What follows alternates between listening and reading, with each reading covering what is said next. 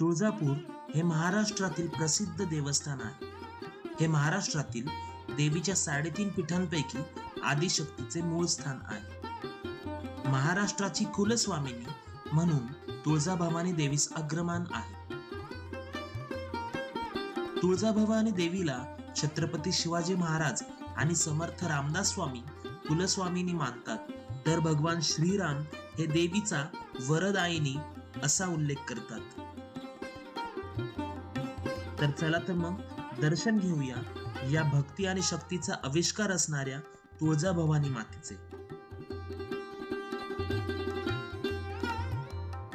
श्री तुळजाभवानी मंदिरात प्रवेश करण्यासाठी हे मंदिराचे मुख्य प्रवेशद्वार आहे. या प्रवेशद्वाराचे नाव राजे शहाजी महाद्वार आहे. देवीच्या मंदिरात जाण्यासाठी दगडी पायऱ्या आहेत.